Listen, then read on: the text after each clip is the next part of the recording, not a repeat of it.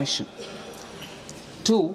Report for 2026-2031, Volume 2, Annexures of the 16th Finance Commission.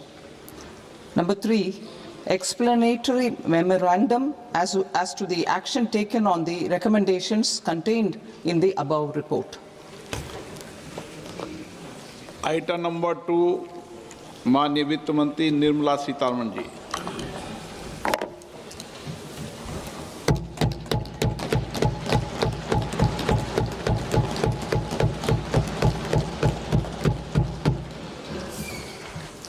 Honorable Speaker, sir, on the sacred occasion of Magh Purnima and the birth anniversary of Guru Ravidas, I present the budget for the year 2026-2027. Since we assumed office 12 years ago, India's economic trajectory has been marked by stability, fiscal discipline, sustained growth, and moderate inflation.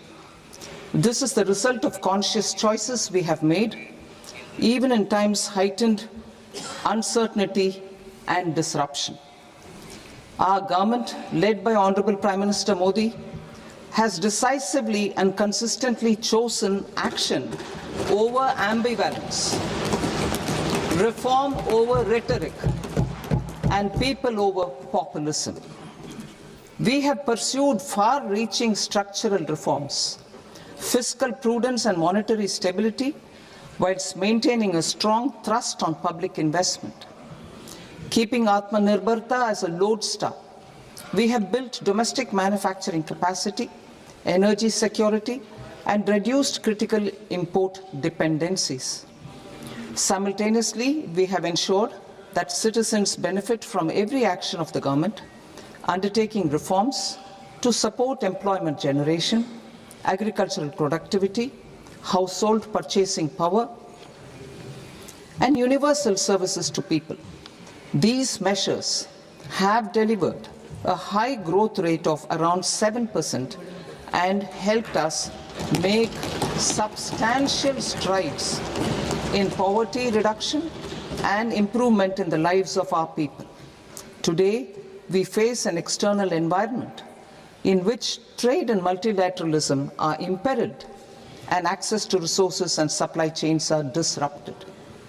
New technologies are transforming production systems while sharply increasing demands on water, energy, and critical minerals. India will continue to take confident steps towards Vikasit Bharat, balancing ambition with inclusion. As a growing economy with expanding trade and capital needs, India must also remain deeply integrated with global markets, exporting more and attracting stable long-term investment. As I begin Part A, I want to express my gratitude to the people for standing firmly with us as we forge our way together towards becoming one of the largest economies of the world.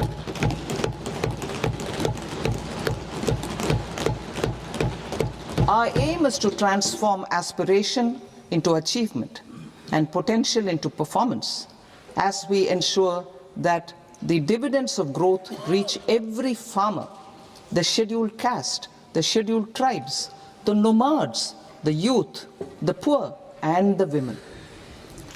In Vikasit Bharat Young Leaders Dialogue 2026, several innovative ideas were shared with our Prime Minister, which have inspired many of the proposals, making this a unique Yuva Shakti-driven budget.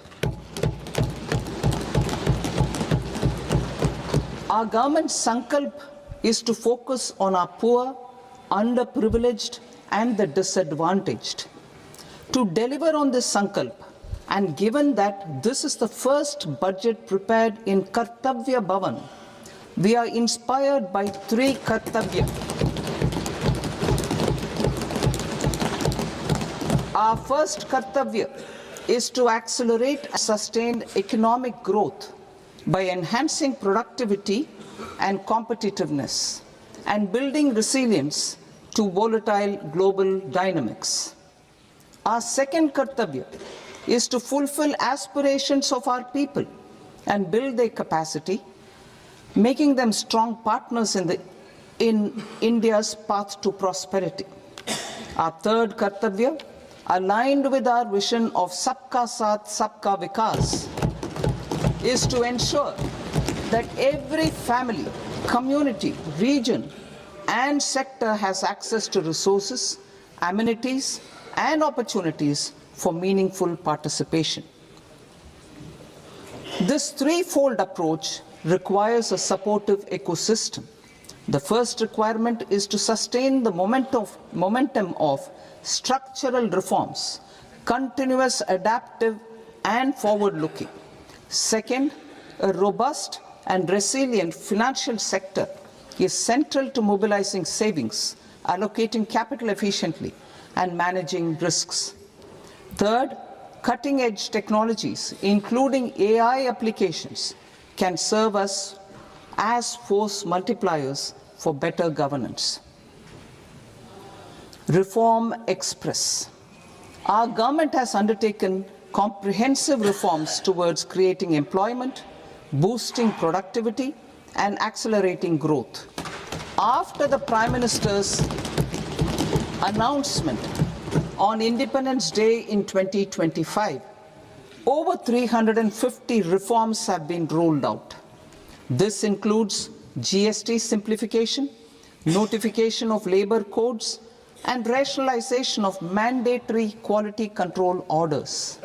High-level committees have been formed, and in parallel, the central government is working with the state governments on deregulation and reducing compliance requirements. The Reform Express is well on its way and will maintain its momentum to help us fulfill our kartavya. I now move to specific proposals. Under our first kartavya, to accelerate and sustain economic growth, I propose interventions in 6 areas. 1. Scaling up manufacturing in 7 strategic and frontier sectors. 2. Rejuvenating legacy industrial sectors. 3. Creating champion MSMEs. 4. Delivering a powerful push for infrastructure. 5. Ensuring long-term security and stability. And 6. Developing city economic regions. Scaling up of manufacturing in 7 strategic and frontier sectors. Biopharma Shakti, meaning biopharma strategy for health advancement through knowledge, technology, and innovation. India's disease burden is observed to be shifting towards non-communicable diseases like diabetes, cancer, and autoimmune disorders. Biologic medicines are key to longevity and quality of life at affordable costs. To develop India as a global biopharma manufacturing hub,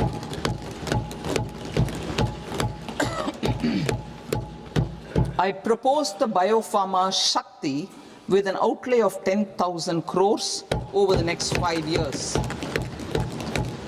This will build the ecosystem for domestic production of biologics and biosimilars.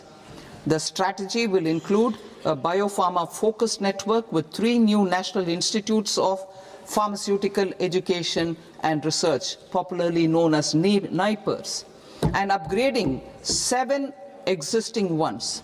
It will also create a network of 1,000 accredited India clinical trials sites. We propose to strengthen the Central Drug Standard Control Organization to meet global standards and approve timeframes through approval timeframes through a dedicated scientific review cadre and specialists. India's semiconductor mission 1.0 expanded India's semiconductor sector capabilities. Building on this, we will launch ISM 2.0 to produce equipment and materials, design full-stack Indian IP, and fortify supply chains. We will also focus on industry-led research and training centers to develop technology and skilled workforce. The Electronics Components Manufacturing Scheme, launched in April 2025 with an outlay of 22,919 crores, already has investment commitments at double the targets. We propose to increase the outlay to 40,000 crores to capitalize on this momentum.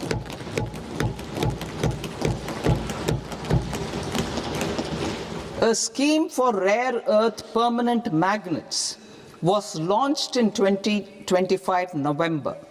We now propose to support the mineral-rich states of Odisha, Kerala, Andhra Pradesh, and Tamil Nadu to establish dedicated rare earth corridors to promote mining, processing, research, and manufacturing. To enhance domestic chemical production and reduction import dependency and reduce import dependency, we will launch a scheme to support states in establishing 3 dedicated chemical parks through challenge route on a cluster-based plug-and-play model. Strong capital goods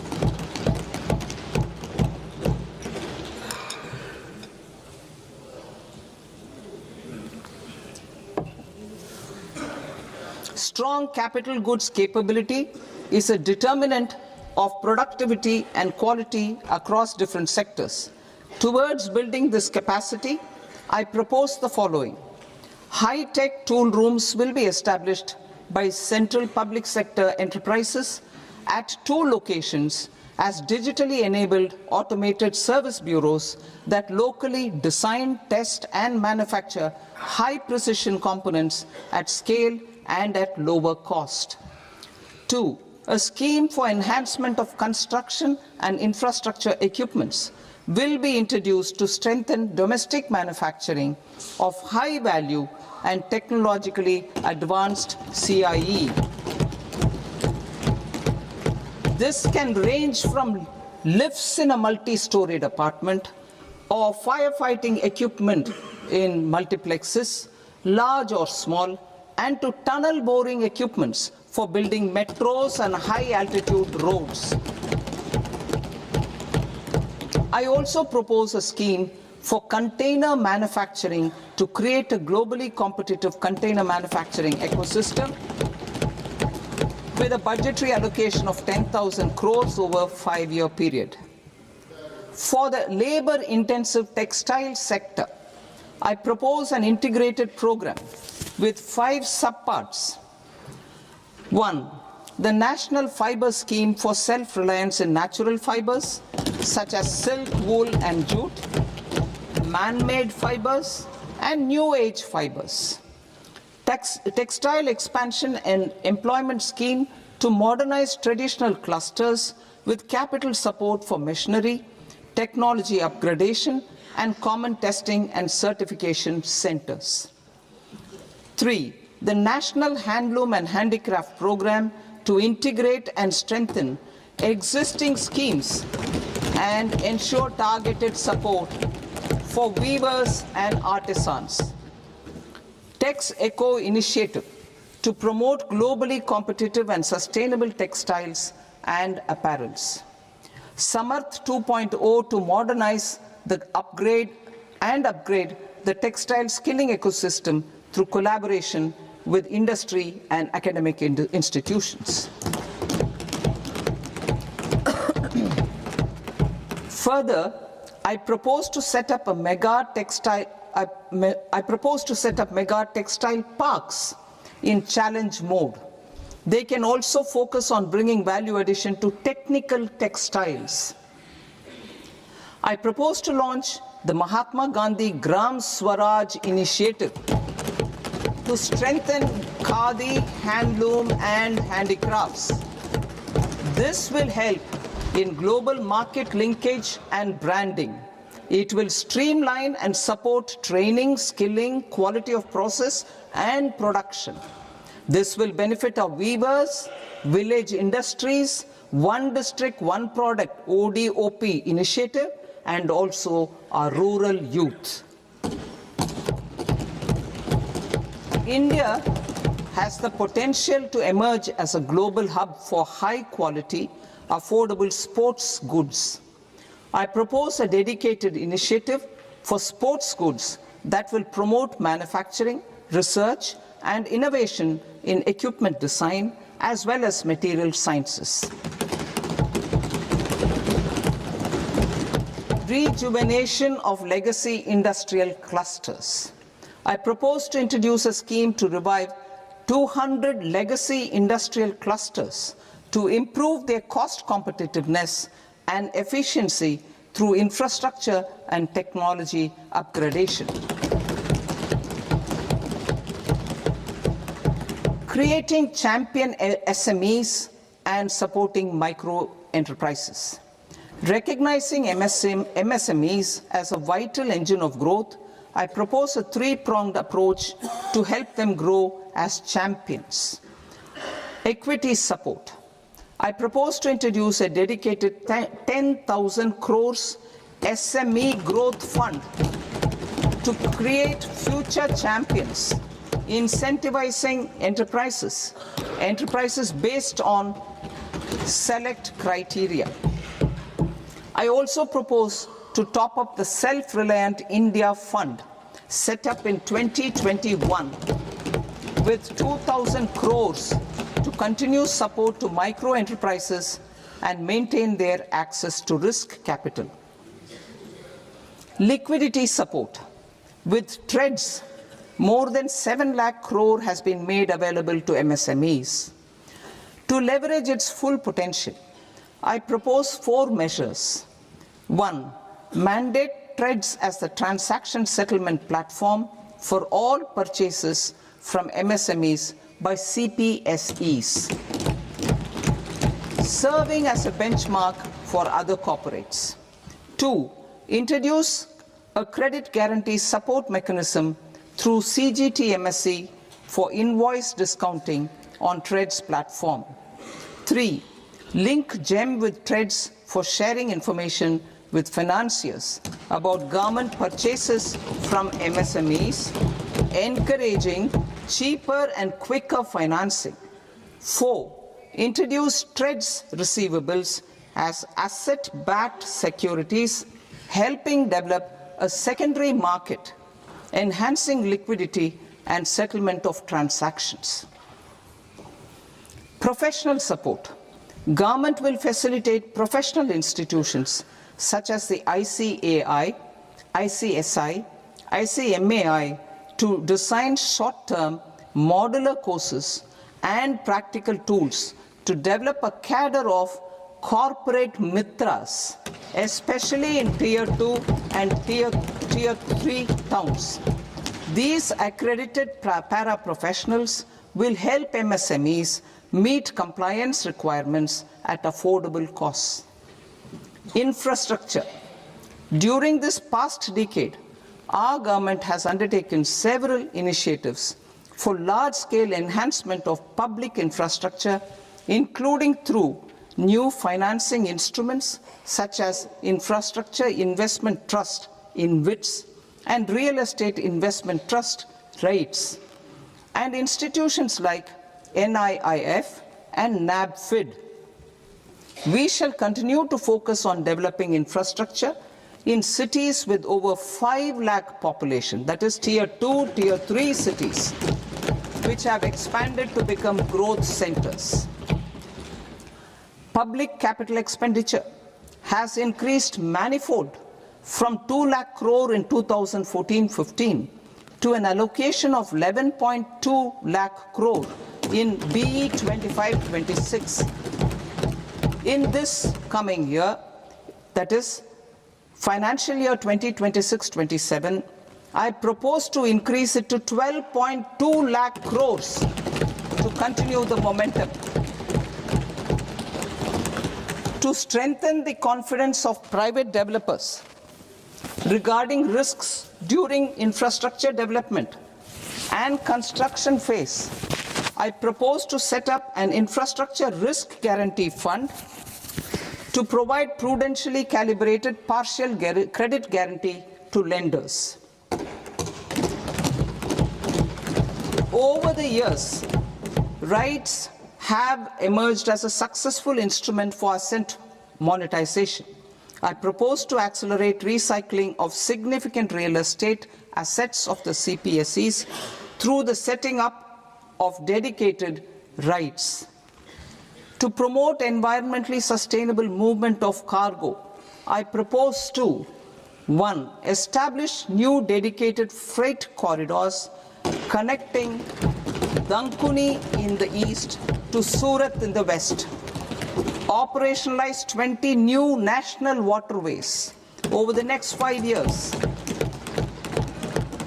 starting with National Waterways 5 in Orissa to connect mineral-rich areas of Talcher and Angul and industrial centers like Kalinga Nagar to the ports of Paradeep and Dhamra. Training institutes will be set up as regional centers of excellence for development of required manpower for these waterways. This will benefit youth in the entire stretch of the waterways to train and acquire skills. Further, a ship repair ecosystem catering to inland waterways will also be set up at Varanasi and Patna. And C, launch a coastal cargo promotion scheme for incentivizing a modal shift from rail to road to increase the share of inland waterways and coastal shipping from 6% to 12% by 2047. To enhance last mile and remote connectivity and promote tourism, I propose to give incentives to indigenize manufacturing of seaplanes. A seaplane VGF scheme will be also introduced to provide support for operations. Carbon capture, utilization and storage. Aligning with the roadmap launched in December 2025, the carbon capture, utilization and storage technologies at scale will achieve higher readiness and in end-use application across 5 industrial sectors, including power, steel, cement, refineries, and chemicals. An outlay of 20,000 crore is proposed over the next 5 years for this purpose. City economic regions. Cities are India's engines of growth, innovation, and opportunities. We shall now focus on Tier 2, Tier 3 cities, and even temple towns, which need modern infrastructure and basic amenities. This budget aims to further amplify the potential of cities to deliver the economic power of agglomerations by mapping city economic regions based on their specific growth drivers. An allocation of 5,000 crore per CER over 5 years is proposed for implementing their plans through a challenge mode with a reform-cum-result-based financing mechanism.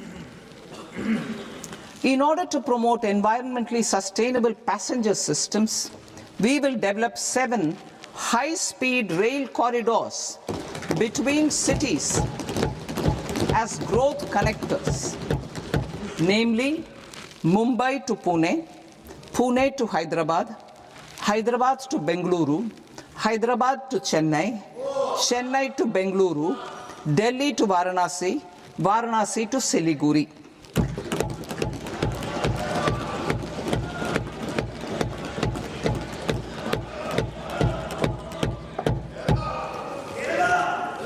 Financial sector.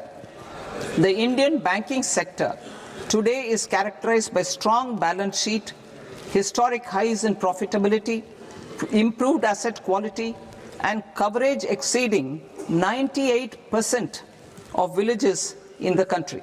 At this juncture, we are well placed to futuristically evaluate the measures needed to continue on the path of reform-led growth of this sector.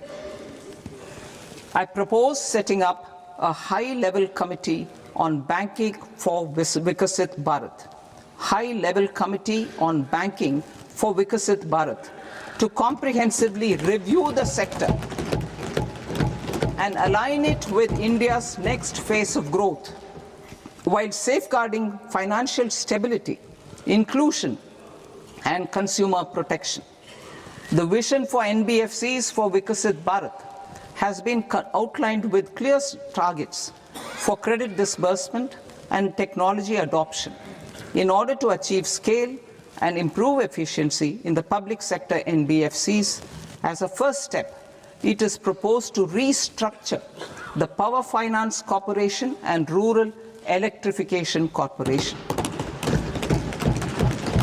I propose a comprehensive review of the foreign exchange management non-debt instruments rules to create a more contemporary, user-friendly framework for foreign investments consistent with India's evolving economic priorities. Corporate bond market. I propose to introduce a market-making framework with suitable access to funds and derivatives on corporate bond indices. I also propose to introduce total return swaps on corporate bonds. Municipal bonds. To encourage the issuance of municipal bonds of higher value by larger cities, I propose an incentive of 100 crore rupees for a single bond issuance. 100 crore rupees for a single bond issuance of more than 1,000 crore. The current scheme under Amrit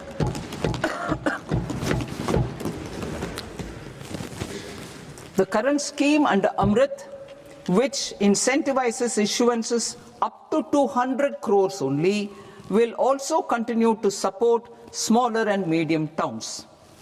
That will also continue to support the smaller and medium towns. Ease of doing business. Individual persons resident outside India, PROI, will be permitted to invest in equity instruments of listed Indian companies through the Portfolio Investment Scheme. It is also proposed to increase the investment limit for an individual PROI under the scheme from 5% to 10%, with an overall investment limit for all individual PROIs to 24% from the current 10%. Emerging technologies including AI. 21st century is technology driven. Adoption of technology is for the benefit of all people. Farmers in the field, women in STEM, youth keen to upskill, and Divyangjan to access newer opportunities. The government has taken several steps to support new technologies through AI Mission, National Quantum Mission, Anusandhan National Research Fund, and Research and Development and Innovation Fund. Our second kartavya is to fulfill aspirations and build capacities. Close to 25 crore individuals have come out of multi-dimensional poverty through a decade of our government's sustained and reform-oriented efforts.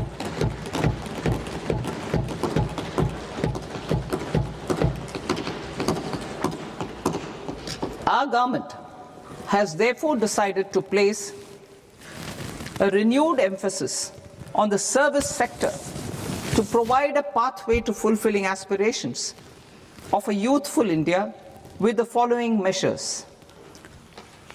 I propose to set up a high-powered Education to Employment and Enterprises Standing Committee to recommend measures that focus on services sector as a core driver of Vikasit Bharat. This will make us a global leader in services with a 10% global share by 2047. The committee will prioritize areas to optimize the potential for growth, employment, and exports.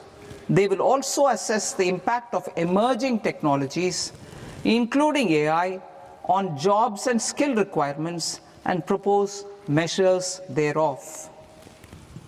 To create a range of skilled career pathways, a new range of skilled career pathways for our youth, I propose interventions in the following sectors. Health. Existing institutions for allied health professionals will be upgraded and new AHP institutions established in private and government sectors. This will cover 10 selected disciplines, including optometry, radiology, anesthesia, OT technology, applied psychology and behavioral health, and add 1 lakh AHPs over the next 5 years. A strong care system covering geriatric and allied care services will be built.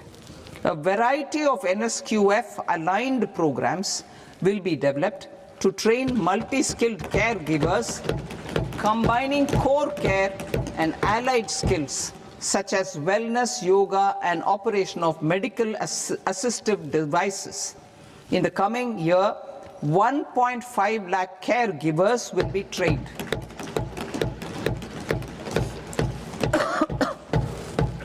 Hubs for medical value tourism. To promote India as a hub for medical tourism services, I propose to launch a scheme to support states in establishing 5 regional medical hubs in partnership with the private sector. These hubs will serve as integrated healthcare complexes that combine medical, educational, and research facilities. They will have Ayush centers, medical value tourism facilitation centers, and infrastructure for diagnostics, post-care, and rehabilitation. These hubs will provide diverse opportunities, job opportunities for health professionals, including doctors and AHPs. Ancient Indian yoga, already respected in several parts of the world, was given a mass global recognition when Honorable Prime Minister took it to the UN. Post-COVID, Ayurveda gained a similar global acceptance and recognition. Exporting quality Ayurveda products helps farmers who grow the herbs and youth who process the products. To meet growing global demand, a few more steps are being taken. I propose to 1. Set up 3 new All India Institutes of Ayurveda. 2. Upgrade Ayush pharmacies and drug testing labs for higher standards of certification ecosystem and make available more skilled personnel. 3. Upgrade the WHO Global Traditional Medicine Center in Jamnagar to bolster evidence-based research, training, and awareness for traditional medicine. Animal husbandry. Livestock contributes to close to 16% of farm income, including of poor and marginal households. To scale up availability of veterinary professionals by more than 20,000, I propose to roll out a loan-linked capital subsidy support scheme for establishment of veterinary and para-veterinary colleges, veterinary hospitals, diagnostic laboratories, and breeding facilities in private sector. Collaboration between Indian and foreign institutions will also be facilitated. Orange economy. India's animation, visual effects, gaming and comics sector, AVGC sector, is a growing industry projected to require 2 million professionals by 2030. I propose to support the Indian Institute of Creative Technologies, Mumbai, in setting up ABGC content creator labs in 15,000 secondary schools all over the country and 500 colleges. The Indian design industry is expanding rapidly, and yet there is a shortage of Indian designers. I propose to establish, through Challenge Route, a new National Institute of Design to boost design education and development in the eastern region of India. Education. Our government will support states through Challenge Route in creating 5 university townships in the vicinity of major industrial and logistics corridors. These planned academic zones will host multiple universities, colleges, and research institutions, skill centers, and residential complexes. In higher education, STEM institutions, prolonged hours of study and laboratory work pose some challenges for girl students. Through VGF, Viability Gap Funding, and capital support, one girls' hostel will be established in every district.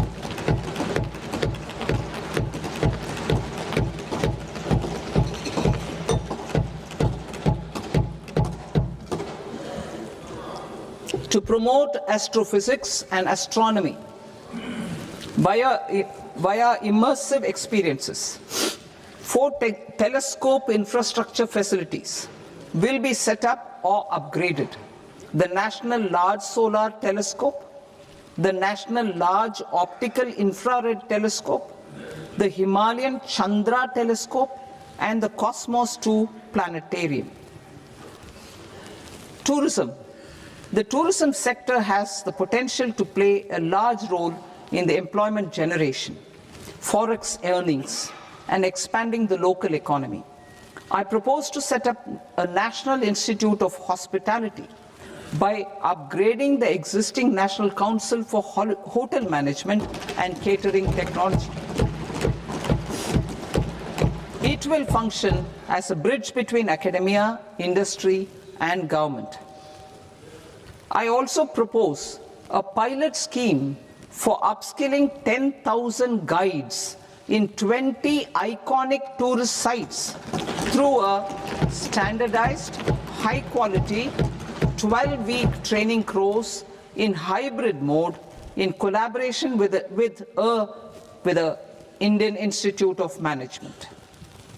A national destination digital knowledge grid will be established to digitally document all places of significance, cultural, spiritual, and heritage.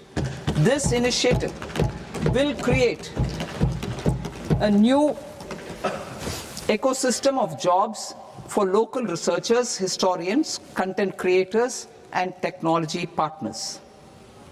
India has the potential and opportunity to offer world-class trekking and hiking experience. We will develop ecologically sustainable mountain trails in Himachal Pradesh, Uttarakhand, and Jammu Kashmir. Also in Araku Valley in the Eastern Ghats and Podigai Malai in the Western Ghats. Turtle trails along key nesting sites in the coastal areas of Odisha, Karnataka, and Kerala. And 3 bird watching trails along the Pulikat Lake in Andhra Pradesh, Tamil Nadu. It's on the border. Under the visionary leadership of Honorable Prime Minister, we established the International Big Cat Alliance in 2024. This year, India is hosting the first ever Global Big Cat Summit, where heads of governments and ministers from 95 range countries will deliberate on collective strategies for conservation. Heritage and culture tourism. I propose to develop 15 archaeological sites, including Lothal, Dolavira, Rakigadi, Adichanallur, Saranath, Hastinapur, and Leh Palace into vibrant experiential cultural destinations. Excavated landscapes will be open to the public through curated walkways. Immersive storytelling skills and technologies will be introduced to help conservation labs, interpretation centers, and guides.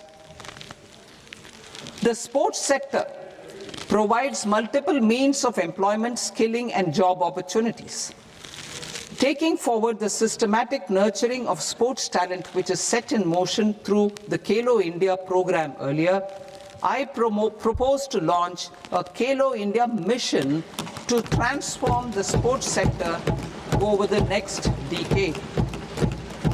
The mission will facilitate an integrated talent development pathway supported by training centers which are foundational, intermediate, and elite levels. B, systematic development of coaches and support staff.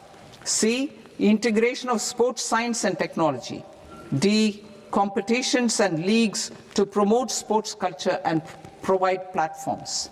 And E, development of sports infrastructure for training and competition. Our third Kartavya aligns with our vision of Sabka Saath, Sabka Vikas towards Vikasit Bharat. This requires targeted efforts for 1. Increasing farmer incomes through productivity enhancement and entrepreneurship, with special attention to small and marginal farmers. B. Empowering Divyangjan through access to livelihood opportunities, training, and high-quality assistive devices. C. Empowering the vulnerable to access mental health and trauma care. D. Focus on the Purvodaya states and the Northeast region to accelerate development and employment opportunities. Fisheries. We will undertake initiatives for integrated development of 500 reservoirs and Amrit Sarovars. 2. Strengthen the fisheries value chain in coastal areas and enable market linkages involving startups and women-led groups together with fish farmer producer organizations. Animal husbandry. To provide quality employment opportunities in rural and peri-urban areas, we will support the animal husbandry sector in entrepreneurship development through A. A credit-linked subsidy program. B. Scaling up and modernization of livestock enterprises. C. Enhanced creation of livestock, dairy, and poultry.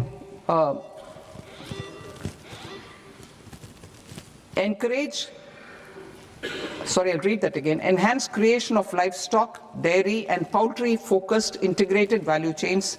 And D. Encourage creation of livestock farmer-producer organizations. High-value agriculture. To diversify farm outputs, increase productivity, enhance farmers' incomes, and create new employment opportunities, we will support high-value crops such as coconut, sandalwood, cocoa, cashew in the coastal areas, agar trees in northeast, and nuts such as almonds, walnuts, and pine nuts in our hilly regions. All of them will be supported. India is the world's largest producer of coconuts. About 30 million people, including nearly 10 million farmers, depend on coconuts for their livelihood. To further enhance competitiveness in coconut production, I propose a coconut promotion scheme to increase production and enhance productivity through various interventions, including replacing and non-productive trees with new saplings or plants or varieties in major coconut growing states. A dedicated program is proposed for Indian cashew and cocoa to make India self-reliant in raw cashew and coconut production and processing, enhance export competitiveness, and transform Indian cashew and Indian cocoa into premium global brands by 2030. Sandalwood. Sandalwood is closely linked to India's social and cultural heritage.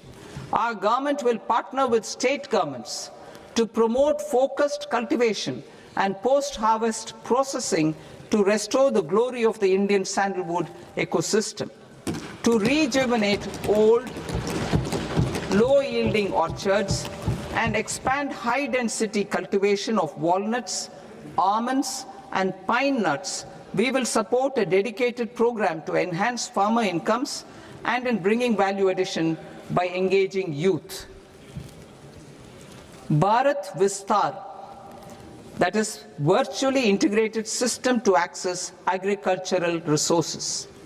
I propose to launch Bharat Vistar, a multilingual AI tool that shall integrate the AgriStack portals and the ICAR package on agricultural practices with AI systems. This will enhance farm productivity, enable better decisions for farmers, and reduce risk by providing customized advisory support. She Marts for rural women-led enterprises.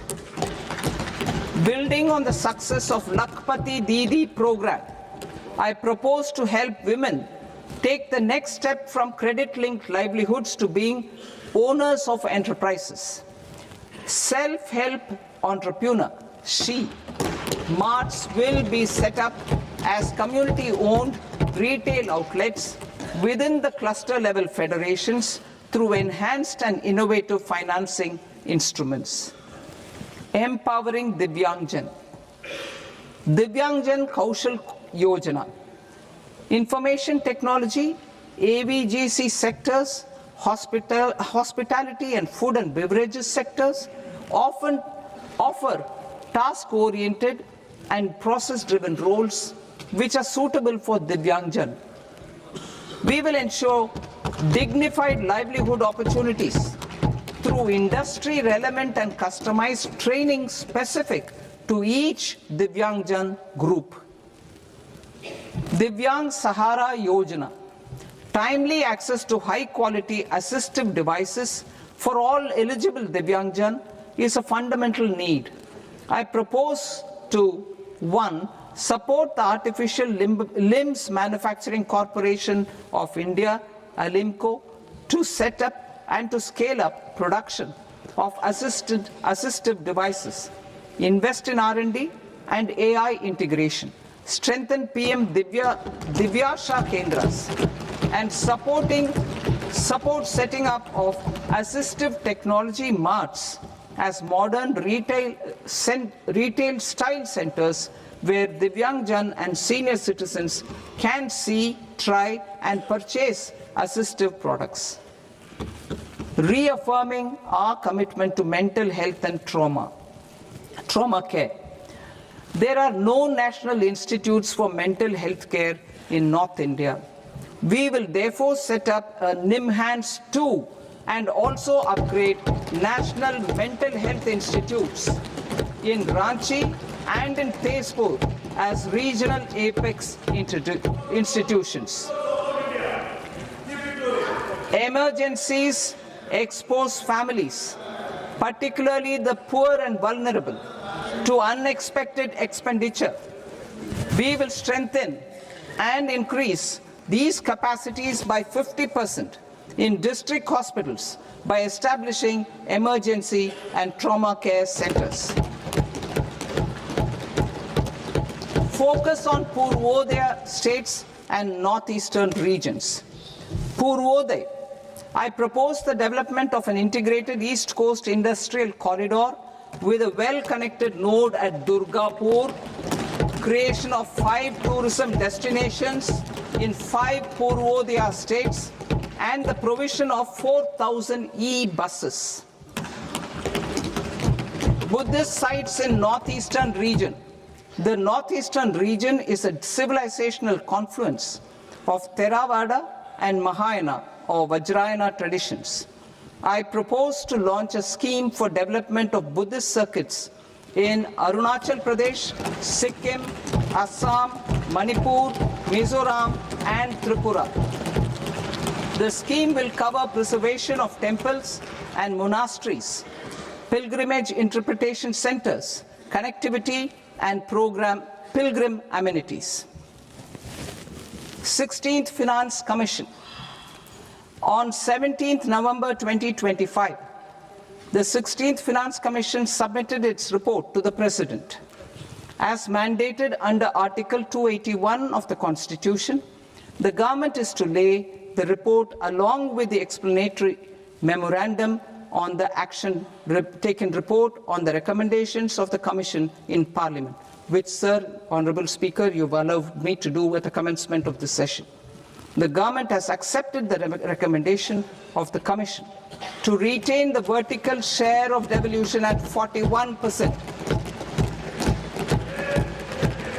As recommended by the Commission, I have provided 1.4 lakh crores of rupees to the states for the year 2026-2027 as Finance Commission grants. These include rural and urban local body and disaster management grants.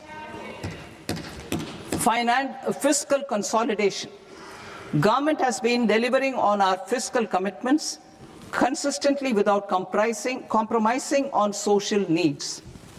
To strive towards accepted standards of fiscal management in Budget 25-26, I had indicated that the central government would target reaching a debt-to-GDP ratio of 50 plus or minus 1% by 2030-31. In line with this, the debt-to-GDP ratio is estimated to be 55.6% of GDP in BE 26-27. compared to 56.1% of GDP in RE 25-26. A declining debt-to-GDP ratio will gradually free up resources for priority sector lending and expenditure by reducing the outgo on interest payments. One of the main operational instruments for debt targeting is the fiscal deficit. I am happy to inform this august House that I fulfilled my commitment made in 2021-2022 to reduce fiscal deficit below 4.5% of GDP by 25-26. In RE 25-26, the fiscal deficit has been estimated at par with BE of 2025-26 at 4.4% of GDP. In line with the new fiscal prudence path of debt consolidation, the fiscal deficit in BE 26-27 is estimated to be 4.3% of the GDP.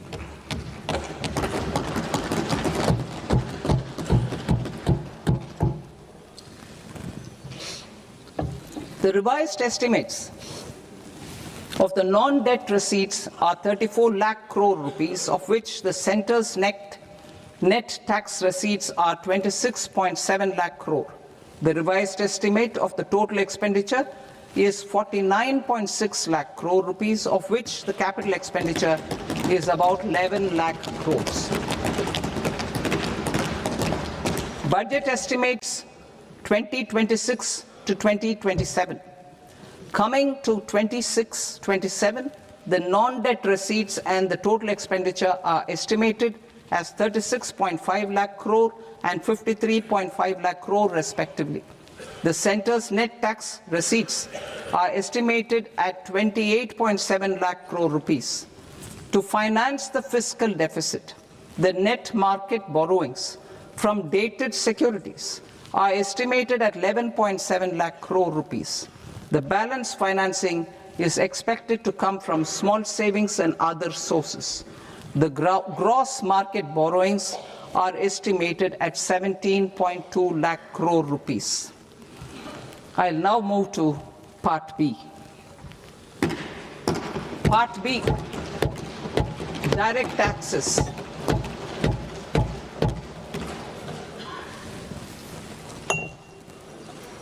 Honorable Speaker, sir, I now present my proposals on direct taxes. New Income Tax Act. In July 2024, I announced a comprehensive review of the Income Tax Act 1961. This was completed in a record time, and the Income Tax Act 2025 will come into effect from 1st April 2026. The simplified income tax rules and forms will be notified shortly, giving adequate time to taxpayers to acquaint themselves with its requirements. The forms have been redesigned such that ordinary citizens can comply without difficulty. Ease of living. I propose that any interest awarded by the Motor Accident Claims Tribunal to a natural person will be exempt from income tax, and any TDS on this account will be done away with. I propose to reduce TCS rate on the sale of overseas tour program package from the current 5% and 20% to 2% without any stipulation of amount. I propose to reduce TCS rate for pursuing education and for medical purposes under the Liberalized Remittance Scheme, popularly known as LRS, from 5% to 2%. Supply of manpower services is proposed to be specifically brought within the ambit of payment to contractors for the purpose of TDS to avoid ambiguity. Thus, TDS on these services will be at the rate of either 1% or 2% only. I propose a scheme for small taxpayers, wherein a rule-based automated process will enable obtaining a lower or nil deduction certificate instead of filing an application with the assessing officer. For the ease of taxpayer holding securities in multiple companies, I propose to enable depositories to accept Form 15G or Form 15H from the investor and provide it directly to various relevant companies. I propose to extend time available for revising returns from 31st December to up to 31st March with the payment of a nominal fee. I also propose to stagger the timeline for filing of tax returns. Individuals with ITR 1 and ITR 2 returns will continue to file till 31st July, and non-audit business cases or trusts are proposed to be allowed time till 31st August. TDS on sale of immovable property by a non-resident is proposed to be deducted and deposited through resident buyers and his or her PAN-based challan instead of requiring a TAN, which is a temporary accounting number.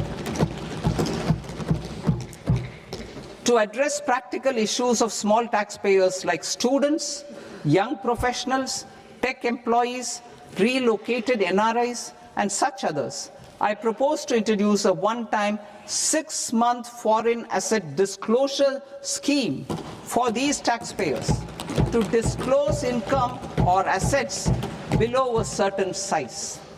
This scheme would be applicable for two categories of taxpayers, namely, A, who did not disclose their overseas income or assets, and B, who disclosed their overseas income and or paid due tax but could not declare the asset acquired. For category A, the limit of undisclosed income or asset is proposed to be up to 1 crore rupees. They need to pay 30% of fair market value of asset or 30% of undisclosed income as tax and 30% as additional income tax in lieu of penalty, and would thereby get immunity from prosecution. For category B, asset value is proposed to be up to 5 crore rupees. Here, immunity from both penalty and prosecution will be available with a payment of fee of 1 lakh rupees. Rationalizing penalty and prosecution. Multiplicity of proceedings are hindrance to the ease of doing business. I propose to integrate assessment and penalty proceedings by way of a common order for both. There will be no interest liability on the taxpayer on the penalty amount for the period of appeal before the first appellate authority, irrespective of the outcome of appeal process. Further, quantum of prepayment is being reduced from 20% to 10% and will continue to be calculated only on core tax demand. As an additional measure for reducing litigation, I propose to allow taxpayers to update their returns even after reassessment proceedings have been initiated, and an additional 10% tax rate over and above the rate applicable for the relevant year. The assessing officer will then use only this updated return in his proceedings. There is already a framework for immunity from penalty and prosecution in the cases of underreporting. I propose to apply this framework for immunity to misreporting too. However, in such a case, the taxpayer will need to pay 100% of the tax amount as an additional income tax over and above the tax and interest due. Penalties for certain technical defaults, such as failure to get accounts audited, non-furnishing of transfer pricing audit report, and default in furnishing statement for financial transactions are proposed to be converted into fee.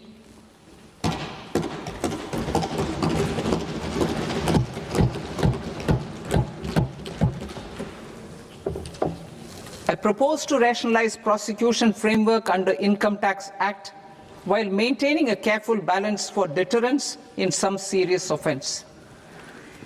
Non-production of books of account and documents and requirement of tedious payment where payment is made in kind are being decriminalized.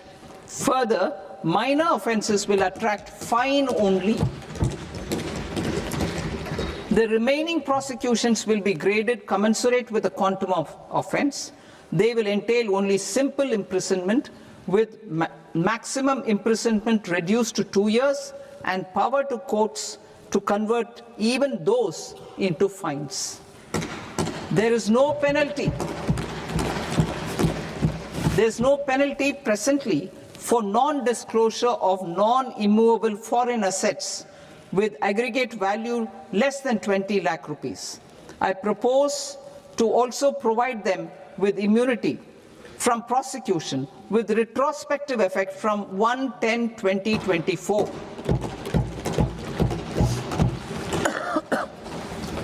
Cooperatives. Deduction is already allowed to a primary cooperative society engaged in supplying milk, oilseeds, fruits or vegetables raised or grown by its members.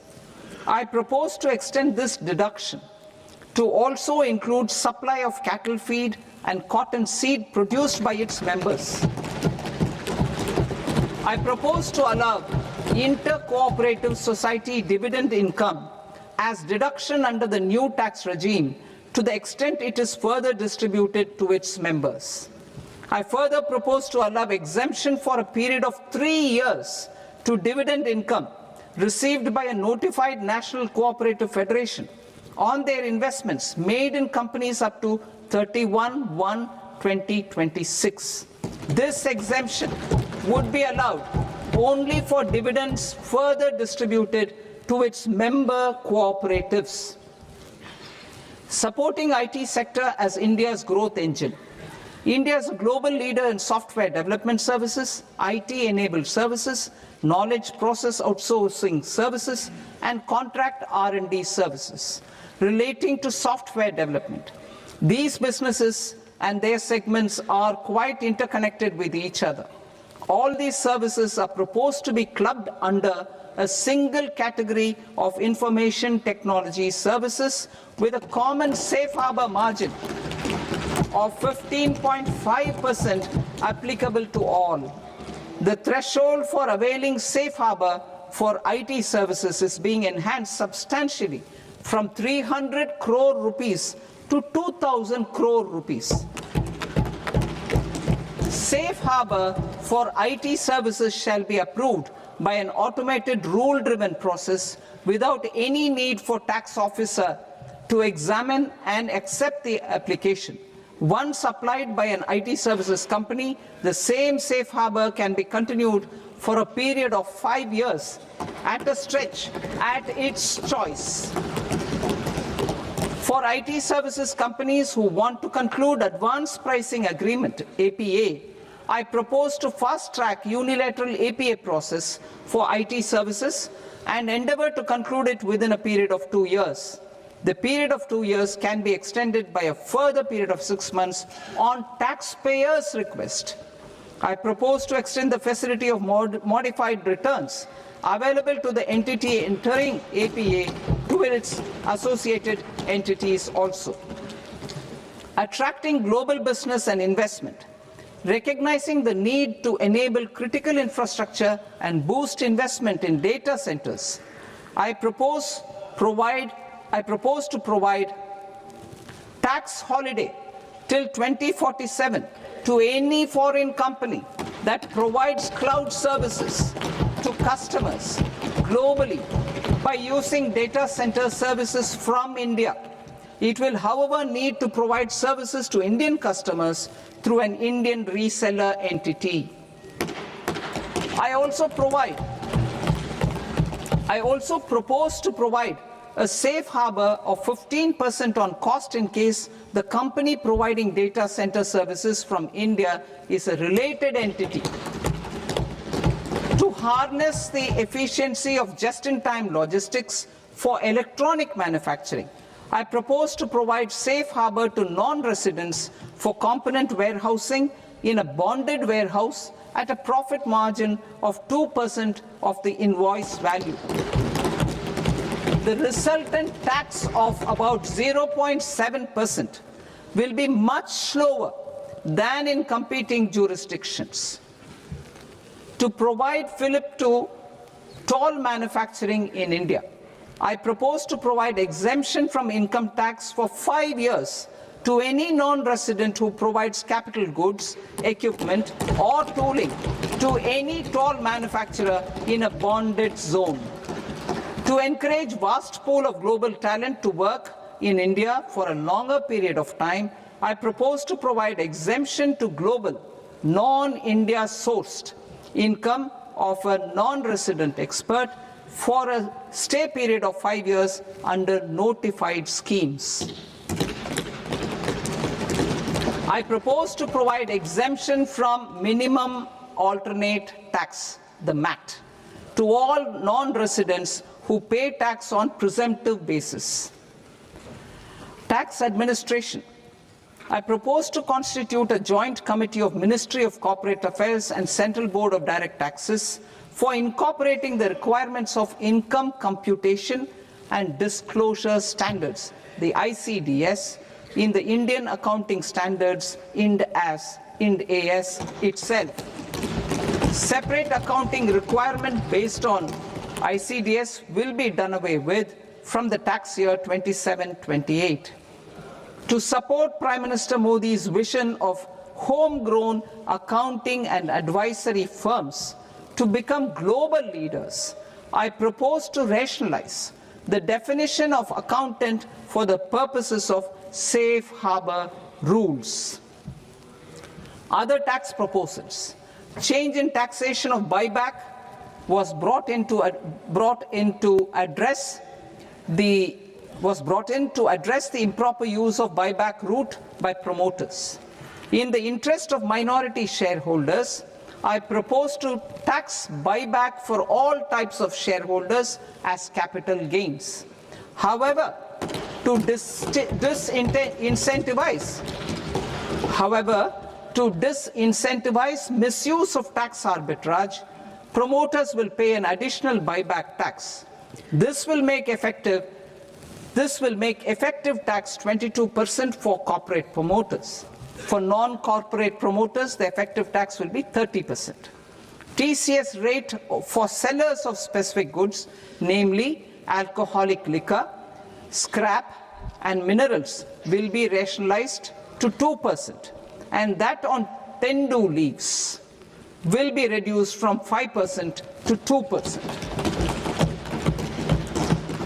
I propose to raise the STT on futures to 0.05% from the present 0.02%. STT on options premium and exercise of options are both proposed to be raised to 0.15% from the present rate of 0.1% and 0.125% respectively. We reformed the taxation landscape for corporates in 2019 by providing them a simplified regime with lower tax rate so that they could productively focus on business rather than on claim of deductions and exemptions. To encourage companies to shift to the new regime, set-off of brought forward MAT credit, minimum alternate tax credit, is proposed to be allowed to companies only in the new regime. Set-off using available MAT credit is proposed to be allowed to an extent of 1/4 of the tax liability in the new regime. MAT is proposed to be made final tax, so there will be no further credit accumulation from 1st April 2026. In line with this change, the rate of final tax is being reduced to 14% from the current MAT rate of 15%. The brought forward MAT credit of taxpayers accumulated till 30th March 2026 will continue to be available to them for set-off as above. Indirect taxes. I shall now take up proposals related to indirect taxes. My proposals for customs and central excise aim to further simplify the tariff structure, support domestic manufacturing, promote export competitiveness, and correct inversion in duty. To continue weeding out long-continuing customs duty exemptions, I propose to remove certain exemptions on items which are being manufactured in India or where the imports are negligible. Similarly, to further simplify the process of ascertaining the rate of duty applicable on a particular item, I propose to incorporate certain effective rates in various customs notifications to the tariff schedule itself. I shall now take up sector-specific proposals. Promotion of exports of marine, leather, and textile products. I propose to increase the limit for duty-free imports of specified inputs used for processing seafoods for export from the current 1% to 3% of FOB value of the previous year's export turnover. I also propose to allow duty-free imports of specified inputs, which is currently available for exports of leather or synthetic footwear, to exports of shoe uppers as well. I propose to extend the time period for export of final product from the existing 6 months to 1 year for exporters of leather or textile garments, leather or synthetic footwear, and other leather products. Energy transition and security. I propose to extend the basic customs duty exemption given to capital goods used for manufacturing lithium-ion cells for batteries to those used for manufacturing lithium-ion cells for battery energy storage systems also. I propose to exempt basic customs duty on import of sodium antimonate for use in manufacture of solar glass. Nuclear power. I propose to extend the existing basic customs duty exemption on imports of goods required for nuclear power projects till the year 2035 and expand it for all nuclear plants irrespective of their capacity. Critical minerals. It is proposed to provide basic customs duty exemption to the import of capital goods required for the processing of critical minerals in India. Biogas blended CNG. I propose to exclude the entire value of biogas while calculating the central excise duty payable on biogas blended CNG. Civil and defense aviation. I propose to exempt basic customs duty on components and parts required for the manufacture of civilian training and other aircrafts. It is proposed to exempt basic customs duty on raw materials imported for the manufacture of parts of aircraft to be used in maintenance, repair, or overall requirements by units in the defense sector. Electronics. To deepen value addition in the consumer electronics sector, I propose to exempt basic customs duty on specified parts used in the manufacture of microwave ovens. Special economic zone. To address the concerns arising about utilization of capacity by manufacturing units in the special economic zones due to global trade disruptions, I propose as a special one-time measure to facilitate sales by eligible manufacturing units in SEZs to the domestic tariff area at concessional rates of duty. The quantity of such sales will be limited to a prescribed proportion of their exports. Necessary regulatory changes will be undertaken to operationalize the measures while ensuring level playing field for the units working in the DTA. Ease of living. To rationalize the customs duty structure for goods imported for personal use, I propose to reduce the tariff rate on all dutiable goods imported for personal use from 20% to 10%. To provide relief to patients, particularly those suffering from cancer, I propose to exempt basic customs duty on 17 drugs or medicines. I propose also to add 7 more rare diseases for the purposes of exempting import duties on personal imports of drugs, medicines, and food for special medical purposes used in their treatment. Customs process. India's role and share in the global trade is poised for a major leap in line with our ambition and journey towards Vikasit Bharat. In this regard, I propose many measures for custom processes to have minimal intervention for smoother and faster movement of goods and greater certainty to the trade. Trust-based systems. I propose to enhance duty deferral period for Tier 2 and Tier 3 authorized economic operators, known as AEOs, from 15 days to 30 days. I propose to provide eligible manufacturer importers the same duty deferral facility. This should encourage them to get themselves accredited as a full-fledged Tier 3 AEO in due course.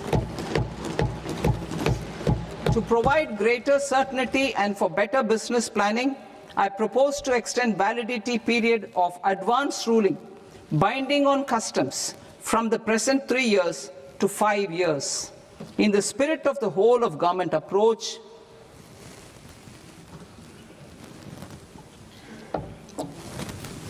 government agencies will be encouraged to leverage AEO accreditation for preferential treatment in clearing their cargo. Regular importers with trusted long-standing supply chains will be recognized in the risk system so that the need for verification of their cargo every time can be minimized. Export cargo using electronic sealing. Export cargo using electronic sealing will be provided through clearance from the factory premises to the ship. For import of goods not needing any compliance, filing of bill of entry by a trusted importer and arrival of goods will automatically notify customs for completing their clearance formalities. This will enable goods to be released immediately on arrival. The customs warehouse framework will be transformed into a warehouse operator-centric system with a self-declarations, electronic tracking, and risk-based audit. These reforms will move away from the current system of officer-dependent approvals and reduce transaction delays and compliance costs. Ease of doing business. Approvals required for cargo clearance from various government agencies will be seamlessly processed through a single and interconnected digital window by the end of the financial year. Processes involved in clearance of food, drugs, plant, and animal and wildlife products, accounting for about 70% of interdicted cargo, will be operationalized on this system by April 2026 itself. For goods not having any compliance requirement, clearance will be done by customs immediately after online registration is completed by the importer, subject to the payment of duty. Customs integrated system will be rolled out in 2 years as a single integrated and scalable platform for all customs processes. Utilization of non-intrusive scanning with advanced imaging and AI technology for risk assessment will be expanded in a phased manner with the objective to scan every container across all the major ports. New export opportunities to support Indian fishermen to fully harness the economic value of marine resources beyond our territorial waters. The following measures will be taken. A. Fish catch by an Indian fishing vessel in exclusive economic zone or on the high seas will be made free of duty. Landing of such fish on foreign port will be treated as export of goods. Safeguards will be put in place to prevent misuse during fish catch, transit, or transshipment. To support aspirations of India's small businesses, artisans, and startups to access global markets through e-commerce, I am pleased to announce complete removal of the current value cap of 10 lakh rupees per consignment on courier exports. In addition, handling of rejected and returned consignments will be improved with effective use of technology for identifying such consignments. I propose to revise provisions governing baggage clearance during international travel to address genuine concerns of passengers. The revised rules will enhance duty-free allowances in line with the present-day travel realities and provide clarity in temporary carriage of goods brought in or taken out. There are honest taxpayers who are willing to settle disputes by paying all their dues, but they get deterred due to negative connotation associated with penalty. They will now be able to close cases by paying an additional amount in lieu of penalty. Honorable Speaker, sir, with this, I commend the budget to this august House. Jai Hind.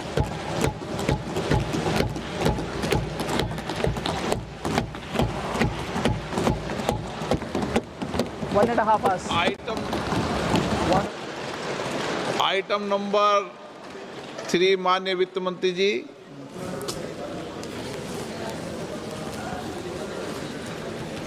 Item number 2, sir. 3. Sir, with your permission, I rise to lay on the table of the following statements under Section 3, 1 of the Fiscal Responsibility and Budget Management Act of 2003, medium-term fiscal policy cum fiscal policy strategy statement, and macroeconomic framework statement. Item number 4 माननीय वित्त मंत्री जी। Sir, with your permission, I move for leave to introduce the Finance Bill 2026. प्रश्न ये कि विधेयक को पुनर्स्थापित करने की अनुमति प्रदान की जाए। जो सदस्य इस पक्ष में हाँ गए, जो सदस्य विरोध में ना गए, मेरे विचार में निर्णय हाँ वालों के पक्ष में, हाँ वालों के पक्ष में अनुमति प्रदान की जाती है। माननीय मंत्री जी, अब विधेयक पुनर्स्थापित करें। Sir, I introduce the bill. माननीय सदस्यगण, आपको सूचित किया जाता है कि माननीय वित्त मंत्री जी के बजट भाषण की कॉपी पब्लिकेशन काउंटर पर ली जाती है। बजट भाषण और बजट से संबंधित दस्तावेज आपके मोबाइल फोन और मेंबर पोर्टल्स पर ही उपलब्ध है। सभा की कार्रवाई कल सोमवार दिनांक 2 फरवरी 2026 को प्राप्त 11 बजे तक के लिए स्थगित की जाती है।